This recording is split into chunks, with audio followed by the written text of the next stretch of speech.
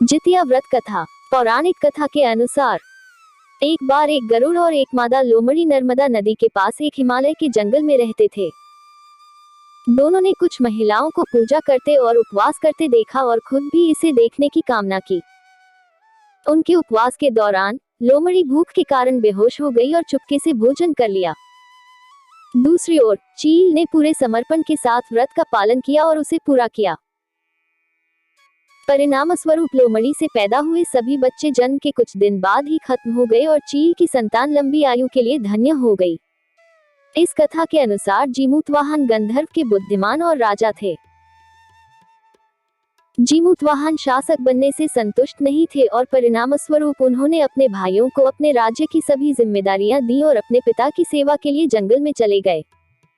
एक दिन जंगल में भटकते हुए उन्हें एक बुढ़िया विलाप करती हुई मिलती है। उन्होंने बुढ़िया से रोने का कारण पूछा।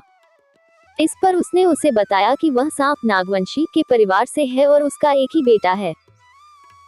एक शपथ के रूप में हर दिन एक सांप पक्षीराज गरुड़ को चढ़ाया जाता है और उस दिन उसके बेटे का नंबर था। उसकी समस्या सुनने के बाद जीमूतवाहन ने उन्हें आश्वासन दिया कि वह उनके बेटे को जीवित वापस लेकर आएंगे।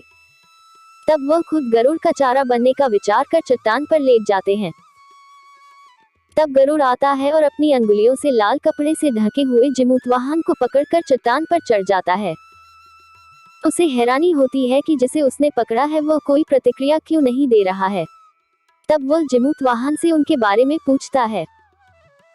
तब गरुड़ जीमूतवाहन की वीरता और परोपकार से प्रसन्न होकर सांपों से कोई और बलिदान नहीं लेने का वादा करता है। मान्यता है कि तभी से ही संतान की लंबी उम्र और कल्याण के लिए जितिया व्रत मनाया जाता है।